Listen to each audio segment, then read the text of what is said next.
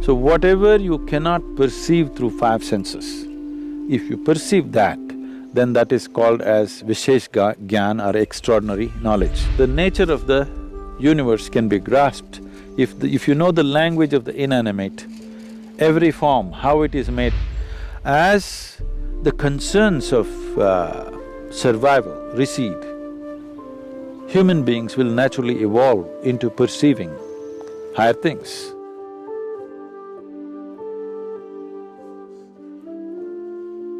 In the yogic system, we look at the human mechanism like this. There are five dimensions to it, there are five layers to it. Usually it's referred to as sheaths, ore it's called, that means sheath, one inside the other. One is the physical body, which is referred to as the food body, because this is essentially a heap of food that we have gathered over a period of time. The next is known as the mental body, because we ascribe intelligence to every cell in the body. There is more memory and intelligence in each molecule of DNA than you can decipher through your brain. That much of intelligence and memory is sitting right here. The third layer is called as the energy body.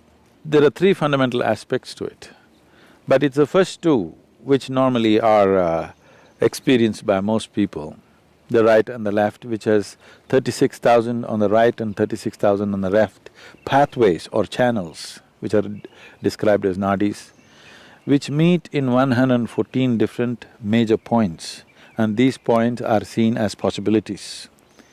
So, mysticism identifies these 114, the geography, the energy geography of the body, and how you could exploit this to transcend the limitations of the human mechanism. Now, the fourth layer is called as Vijnanamaya Kosha.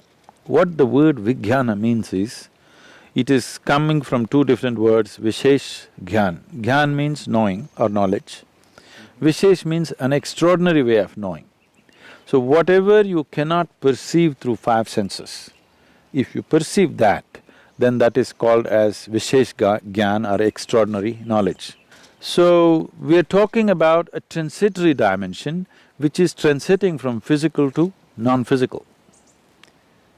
So, the fifth dimension, this is in whatever in the New Age language in America, they're saying this is etheric body. It's not an appropriate description, it is a transitory state where physical is fading out into non-physical nature. The fifth dimension is referred to as Anandamaya Kosha, which literally translates as bliss body. This does not mean there's a bubble of bliss or something inside. It is purely non-physical in nature. Because it is non-physical, we do not know how to define or describe it. There is no definition to it, there is no description to it. We're only talking about it from our experience. Whenever we touch it, we feel blissed out.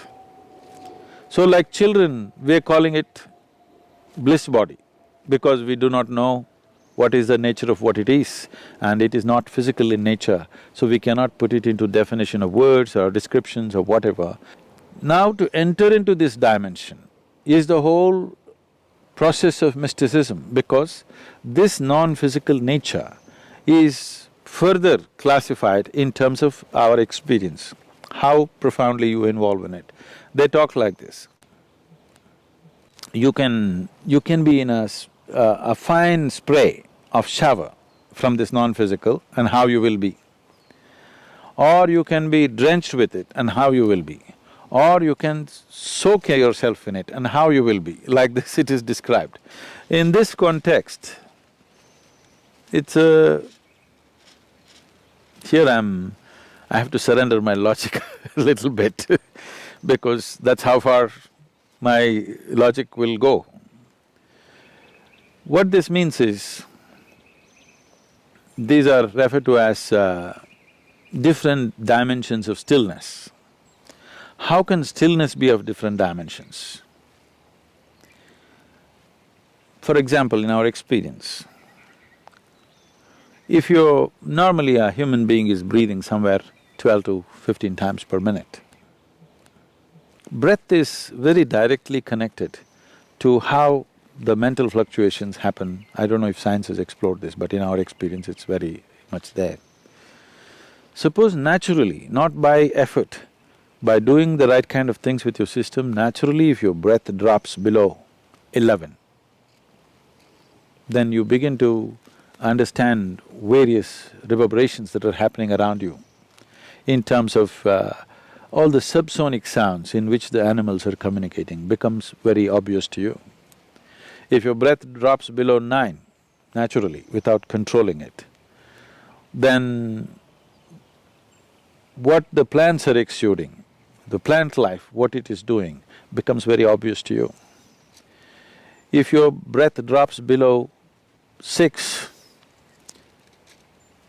then what the inanimate things, how they're reverberating, this is known as rithambara pragna. That means the reverberations of every form and the sounds attached to it become very clear to you. Or in other words, the nature of the universe can be grasped.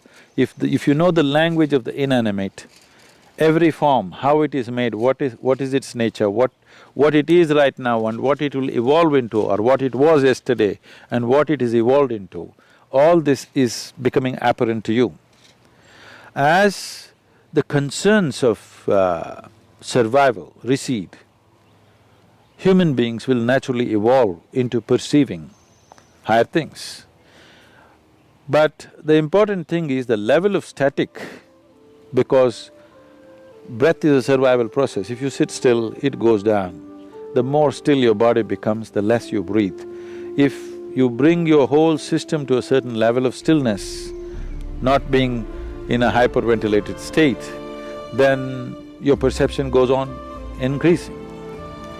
So as the stillness deepens, these are referred to as, traditionally there are various ways in which it is presented. It is usually called as it's called Rudra, Hara and Sadashiva. One is still, but he's vibrant, he's roaring. Another is still, but he's in activity still. Another is absolutely still. Now always that which is absolutely still is referred to be as the ultimate intelligence. Everything else, in its anxiety to be active, it is sacrificing its intelligence at a certain level to be in a state of action. But that which is absolutely still is considered the highest intelligence. It is only in Eastern mysticism, the source of creation is been always celebrated as the highest intelligence.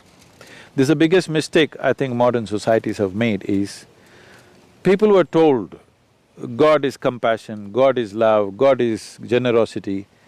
These things mean something to you only when you don't have them. If you're not loved, you will look up, God should love you. If you're not fed well, you want a generous God. If you are down in some way, you want a compassionate God. But if you don't make any assumptions, if you look at a blade of grass, if you look at a flower, if you just look at the structure of an atom, one thing is, the source of creation is the highest level of intelligence that you can ever recognize anywhere. If you look at the creation, it is smack with intelligence all over the place. If we had only told people God is intelligence, we would have had a more sensible world. That's what I'm thinking and that's what I'm trying to bring it into people's experience, that the source of creation is the intelligence. If you recognize that, you try to emulate that.